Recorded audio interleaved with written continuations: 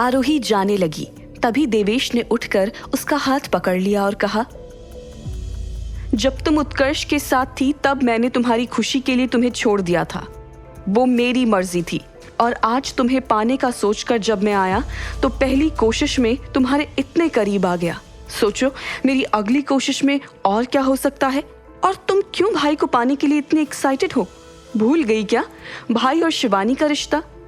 किसी को भूलना इतना आसान है क्या? अगर होता तो इतनी बार तुमसे ना सुनकर मैं भी तुम्हें भूल जाता।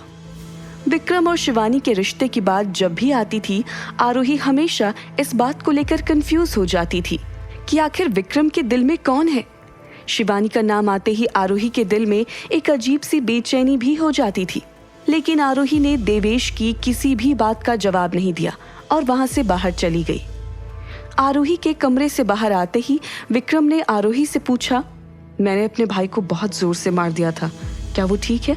आप चिंता मत करो, देवेश भी आपकी तरह बहुत स्ट्रांग है, उसे इस तरह की छोटी मोटी चोट से ज्यादा फर्क नहीं पड़ेगा।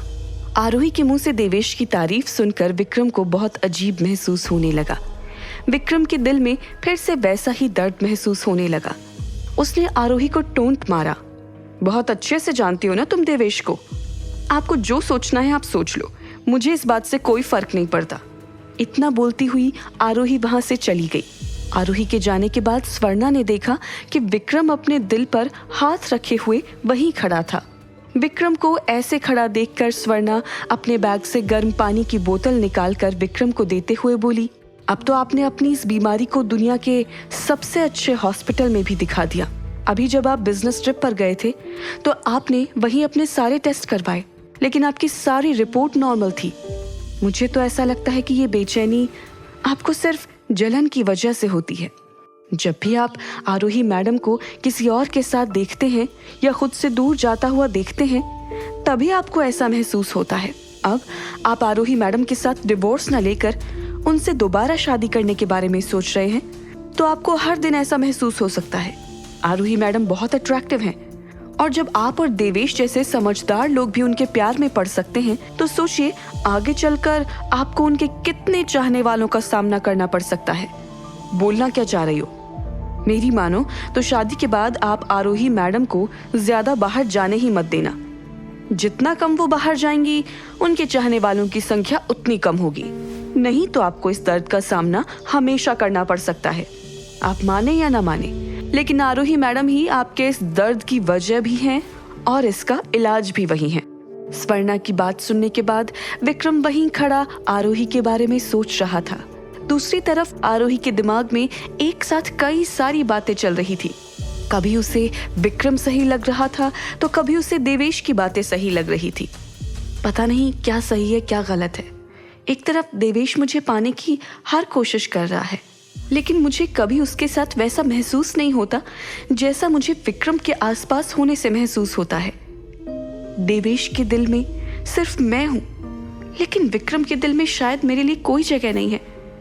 फिर भी मेरा दिल उसके लिए धड़क रहा है। इतना सारा कंफ्यूजन मेरी लाइफ में क्यों क्रिएट हो गया है? आरोही जब बाहर आई तो उसके सामने अचानक एक गाड़ी आकर रुक गई। आरोही ने देखा कि गाड़ी से वही बाइक वाला आदमी बाहर आ रहा था जिसने उसे हिना के मर्डर वाले दिन गुंडों से बचाया था और उसे अपने ऑर्गेनाइजेशन को ज्वाइन करने को बोल रहा था। मुझे यहाँ देखकर इतनी हैरान मत हो। मैंने तुमसे कहा तो था कि हम फिर मिलेंगे। मैंने जो तुमसे हमारे ऑर्गेनाइजेशन को ज्वाइन करने के बारे में पूछा था, क्या सोचा है तुमने उस बारे में? लास्ट टाइम जब आपने मुझसे पूछा था, उसके बाद मुझे फिर से इस बारे में सोचने का टाइम ही नहीं मिला। मैं आपके उस ऑफर को भूली नहीं हूँ, लेकिन अभी तक मैंने उस बारे में कुछ सोचा भी नहीं है। तुम अच्छे से सोच लो इस बारे में, क्योंकि एक बार जब तुम इस ऑर्गेनाइजेशन को ज्वाइन कर लोगी तो तुम्हें किसी से भी डरने की जरूरत नहीं होगी। तुम अपने सारे दुश्मनों को खुद ही खत्म कर सकती हो। तुम्हें ना तो फिर विक्रम से डरने की जरूरत होगी और ना ही देवेश से। आप कौन हैं? आपको मेरे बारे में सारी चीजें कैसे पता होती है? क्या आप मेरा पीछा कर रहे हैं? आप मुझ पर नजर रख रहे हैं ना? कौन है आप? उस दिन भी आपने अपना नाम, अपनी पहचान नहीं बताई थी। ऐसा क्यों? मैंने तुमसे पहले भी कहा था कि तुम्हारे अंदर एक्यूपंक्चर इंजेक्शन देने का अनोखा टैलेंट है। अपने इस टैलेंट की कद्र करो और ज्वाइन कर लो हमारे ऑर्गेनाइजेशन को। तुम्हें पता है, मैं विक्रम के आने से भी पहले यहाँ पहुँच चुका था, और वो भी मेरे दिए हुए हिंट्स की वजह से यहाँ पहुँच पाया। अगर वो टाइम पर नहीं आता तो मैं खुद तुम्हें बचाने के लिए अंदर आने वाला था। आखिर आप हैं कौन? मेरे बारे में इतना सब कुछ कैसे जानते हैं? और कुछ नहीं तो कम से कम अपना नाम ही मुझे बता दो। मेरे दिए हुए ऑफर का जवाब अगर हाँ होगा तो तुम्हें मेरे बारे में सारी बातें खुद ही पता चल जाएगी, और अगर तुम्हारा जवाब ना होगा तो मैं तुमसे फिर कभी नहीं मिलूंगा। फिर तुम मेरा नाम जानकर क्या करोगी? इसलिए इन सारी चीजों में दिमाग लगाने से अच्छा मेरे दिए हुए ऑफर के बारे में सोचना। इतना बोलकर उस आदमी ने अपनी गाड़ी का शीशा ऊपर किया और फुल स्पीड में गाड़ी घुमाता हुआ वहां से चला गया। आरोही अभी भी वहीं खड़ी थी।